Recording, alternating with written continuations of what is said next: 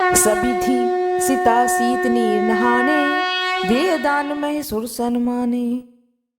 विधि पूर्वक गंगा यमुना के श्वेत और श्याम जल में भरत जी स्नान करते हैं और दान देकर ब्राह्मणों का सम्मान करते हैं। देखत श्यामल धवल हलोरे, पुलक शरीर भरत कर जोरे। सकल काम प्रद तीरथ राऊं, वेद विदित जग प्रकट प्रभाऊं। श्याम और सफेद यमुना जी और गंगा जी की लहरों को देखकर भरत जी का शरीर पुलकित हो उठा और उन्होंने हाथ जोड़कर कहा, हे तीर्थराज, आप समस्त कामनाओं को पूर्ण करने वाले हैं। आपका प्रभाव वेदों में प्रसिद्ध है और संसार में प्रकट है। ये पुण्य फल जो कि स्वयं तुलसीदास जी ने रामचरितमानस में व्याख्या किया है, तीर्थ में स्नान करने का महत्व। मकर संक्रांति के दिन तीर्थ में अवश्य ही स्नान करना चाहिए। एक और वर्णन मिलता है महाभारत काल का, जिसमें यह प्रसंग है कि स्वयं भीष्म पितामह जो कि बाणों के सैया पर लेटे होते हैं, उनसे भगवान श्री कृष्ण कहते हैं कि अब आप मोक्ष को प्राप्त करें, क्योंकि कब तक आप इस बाणों के सैया पर लेटे रहेंगे। तब भीष्म पितामह कहते हैं भगवान श्री कृष्ण से कि जब सूर्य भगवान उत्तरायण हो जाएंगे तब मैं इस शरीर का त्याग करूंगा। वह वही दिन है जिसे कि मकर संक्रांति कहा जाता है। उस दिन सूर्य भगवान मकर राशि में प्रवेश करते हैं और उस दिन से सूर्य भगवान उत्तरायण हो जाते हैं। यह तो मैंने आपको पौराणिक प्रमाण दिए हैं कि मकर संक्रांति का कितना महत्व बताया गया है हमारे धर्म ग्रंथों में, शास्त्रों में। मकर संक्रांति के दिन तीर्थ स्नान करना चाहिए, यथाशक्ति दान देना चाहिए और इस दिन के किए हुए यह दोनों ही कार्य आपके जीवन को बदलता है, साथ में आपके पूर्वजों का भी जीवन जो किसी भी योनि में हो उन्हें भी मोक्ष प्रदान करता है। इसलिए इस दिन यह दोनों ही कार्य अवश्य ही करने चाहिए। अब मैं आप लोगों को बताने जा रही हूं कि दान में किन किन चीजों का दान अवश्य ही करनी चाहिए और किन दो चीजों का दान नहीं करना चाहिए। सबसे पहले बताती हूं कि क्या दान करना चाहिए। तिल का दान। तिल में सूखा तिल का दान नहीं किया जाता है। तिल से निर्मित मीठे वस्तुओं का दान किया जाता है, जैसे तिल के लड्डू, मूंगफली का बना हुआ मीठा, गज्जक। तिल से चाहे वो सफेद तिल हो अथवा वो काला तिल हो। यदि आप नहीं खरीद सकते हैं तो अपने घर में बनाएं। काले तिल के लड्डू बना लें, सफेद तिल के लड्डू बना लें, ये भी आप कर सकते हैं, लेकिन सूखा तिल का दान नहीं किया जाता है। इस बात का ध्यान रखना है। गुड़ का दान बहुत ही महत्व माना गया है। गुड़ का दान अवश्य ही करना चाहिए। कहा जाता है दानों में भी महादान अनाज का दान माना गया है।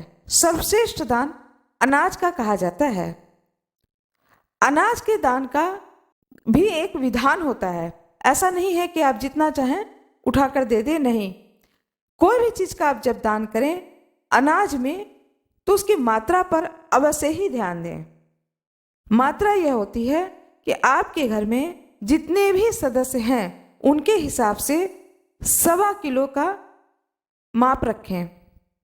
1 किलो चावल, 250 ग्राम उड़द की दाल, यह माप रखें और इस माप के द्वारा हर एक प्रत्येक सदस्य के अनुसार दान में, जैसे घर में 4 सदस्य हैं तो एक व्यक्ति 1 किलो चावल, 250 ग्राम उड़द की दाल, तो 4 किलो चावल और सभी के हिस्से से तो 1 किलो दाल।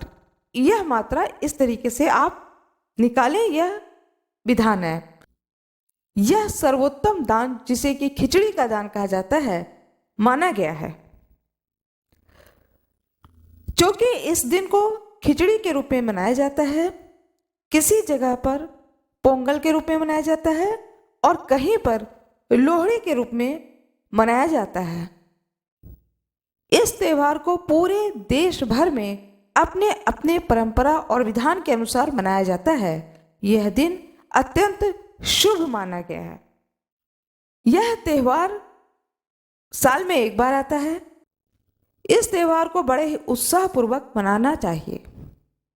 जैसा कि हम सभी लोग जानते हैं कि सूर्य भगवान उत्तरायण हुए हैं, मकर राशि में प्रवेश किए हैं।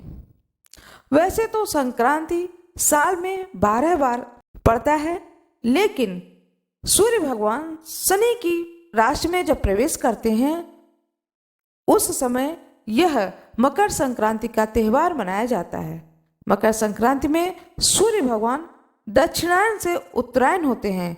अब जब सूर्य भगवान उत्तरायण होते हैं तब तिल तिल करके दिन बड़ा होता जाता है और रात छोटी होती जाती है। ऐसी भी एक मान्यता है कि देवताओं का दिन आरंभ हो जाता है, क्योंकि इसी दिन से सारे त्यौहार, सारा शुभ विवाह, सारे शुभ कार्य आरंभ हो जाते हैं। इसलिए भी इस दिन को अत्यंत शुभ माना जाता है। अब मैं आप लोगों को बताने जा रही हूं कि इस दिन क्या क्या वस्तुएं दान की जा सकती हैं। किसी जरूरतमंद को भी दान करना अत्यंत शुभ होता है। इस दिन चूंकि सर्दी का समय है, इसलिए गर्म वस्त्र दान किया जा सकता है। यदि एक ही वस्तु को मात्रा 14 रखी जाए तो वह और भी शुभ परिणाम देता है। दान में हल्के कंबल दान किए जा सकते हैं अपने सामर्थ्य के अनुसार। 1 कंबल हो अथवा 14 कंबल हो, यह आप अपने सामर्थ्य के अनुसार करें। कंबल का दान किया जा सकता है, गर्म कपड़ों का दान किया जा सकता है, स्वेटर, मोजे, इन चीज़ों का दान किया जा सकता है। बर्तन का दान किया जा सकता है, जूता है, चप्पल है, मग्गा है, बर्तन है, प्लास्टिक के डिब्बे हैं, बैठने वाला स्टूल है, पानी की बोतल है, गिलास है। यथाशक्ति मात्रा आप 14 रखें और यथाशक्ति जितना ज़्यादा से ज़्यादा हो सके दान करें। इस दिन का किया हुआ दान पूरे साल किया हुआ दान से भी ज़्यादा पुण्य फलदायी माना गया है, इसलिए इस दिन दान अवश्य ही करें। गीता की जो पुस्तक आती है वह दान कर सकते हैं। भागवत गीता की जो पुस्तक होती है आप उसे दान कर सकते हैं। हनुमान चालीसा की जो किताब होती है उन्हें दान कर सकते हैं। 14 लोगों को किताब बांट दें। दुर्गा चालीसा है, हनुमान चालीसा है, इस तरह की धार्मिक पुस्तकें भी आप बांट सकते हैं।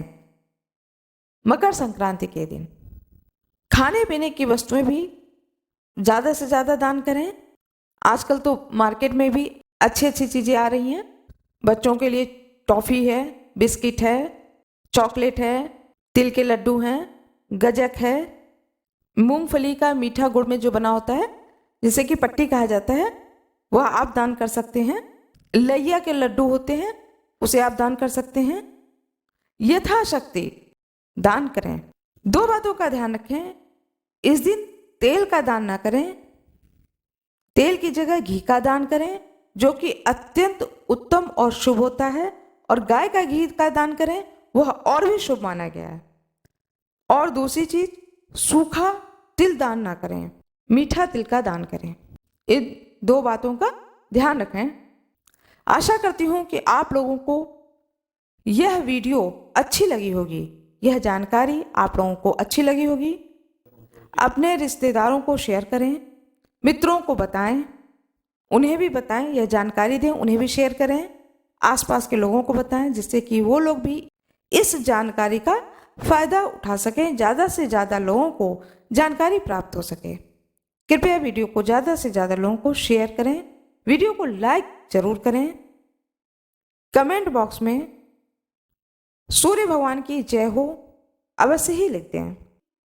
मेरा ये वीडियो आप लोगों को अच्छी लगे तो कृपया वीडियो को लाइक जरूर करें, चैनल को सब्सक्राइब करें, बेल आइकन अवश्य ही दबाएं। आप सभी लोगों का बहुत बहुत धन्यवाद।